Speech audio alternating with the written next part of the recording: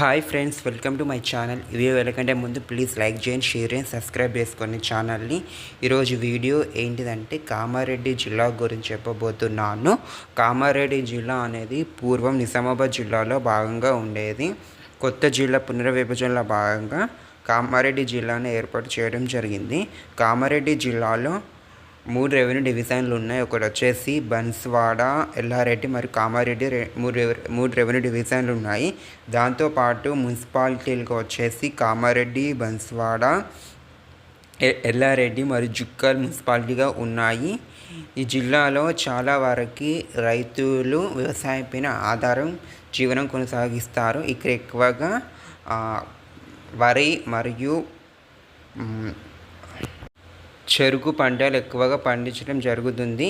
ఈ జిల్లాలో చూడవలసిన ప్రదేశాలు వచ్చేసి బుగ్గ రామలింగేశ్వర దేవాలయం మరియు సిద్ధి రామేశ్వర దేవాలయం బిక్కునూరు మరియు కాలా భైరవ టెంపుల్ కామారెడ్డి, బసవేశ్వర టెంపుల్ శంకర భాగంలో ఇది ఎక్కువగా ఇక్కడ పర్యాటక ప్రాంతాలుగా కొనసాగిస్తుంది. ఇక్కడ తెలంగాణలో అతి పురాతనమైన ప్రాజెక్ట్ అయిన నిజాం సాగర్ ప్రాజెక్ట్ ఈ జిల్లాలోనే ఉంటుంది. తెలంగాణలో అతి పురాతనమైన ప్రాజెక్టులు ఒకటని చెప్పవచ్చు. ఇక్కడ ఎక్కువగా మంజీరా నది అనేది ఈ జిల్లాలోనే ప్రవేశించడం జరుగుతుంది.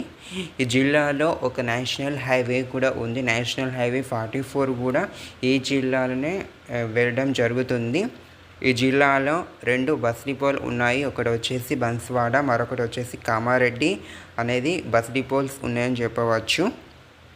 ఈ జిల్లాలో ఎక్కువగా ఇటు బొంబాయి, మస్కట్కి వెళ్ళడం జరుగుతుంది.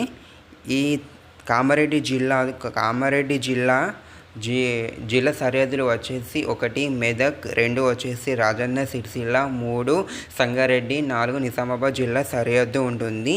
దాంతోపాటు మహారాష్ట్రతోని కూడా ఈ జిల్లా అనేది సరిహద్దుగా ఉంటుంది. ఈ జిల్లాలో వచ్చేసి రైల్వే నెట్వర్క్ చాలా ఇంపార్టెంట్ అని చెప్పవచ్చు. హైదరాబాద్ నుంచి మన్మాడ్ వెళ్ళే రైల్వే నెట్వర్క్ ఈ జిల్లాలోనే ఉంటుంది. కనుక ఈ జిల్లాలోని కామారెడ్డి రైల్వే స్టేషన్ అనేది చాలా రద్దీగా ఉంటుంది. ఇక్కడ 70 ట్రైన్లుగా రోజు వెళ్ళడం జరుగుతుంది. ఇక్కడి ప్రాంతాలకు వెళ్ళాలంటే ఇటు మహారాష్ట్ర కానీ ఉత్తర రాష్ట్రాలకు కూడా ఇక్కడికి వెళ్ళవచ్చు అని చెప్పవచ్చు. ఈ జిల్లాలో ఎక్కువగా ప్రసిద్ధి చెందింది ఏంటంటే ఇక్కడ ఎక్కువగా చెరుకు పంటలు ఎక్కడ పండించండి. కనుక ఇప్పుడు ఎక్కువగా చెరుకు పంటలు కాకుండా ఇక్కడ ఎక్కువగా ఇప్పుడు వరి పంటలు పండించడం జరుగుతుంది.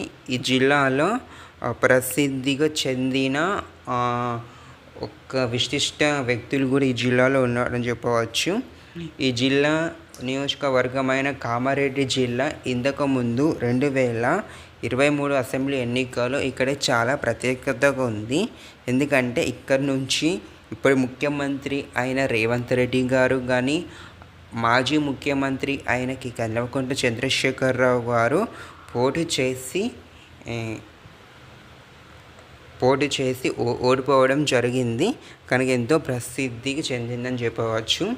ఈ జిల్లాలో కామారెడ్డి నియోజకవర్గంతో పాటు బన్స్వాడ కొంచెం నియోజకవర్గం, ఎల్లారెడ్డి మరియు జుక్కల్ నియోజకవర్గాలు ఉన్నాయి. దాంతోపాటు ఈ కామారెడ్డి జిల్లాలోని పార్లమెంట్ నియోజకవర్గం వచ్చేసి జహీరాబాద్ పార్లమెంట్ నియోజకవర్గం పరిధిలోకి రావడం జరుగుతుంది.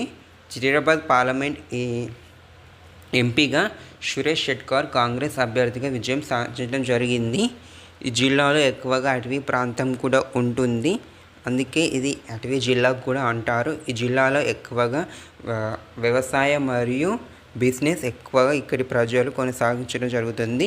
తెలంగాణలోనే అది మధ్యత జిల్లాలని చెప్పవచ్చు. ఈ జిల్లా కింద ప్రత్యేకతగా ఉంటుంది.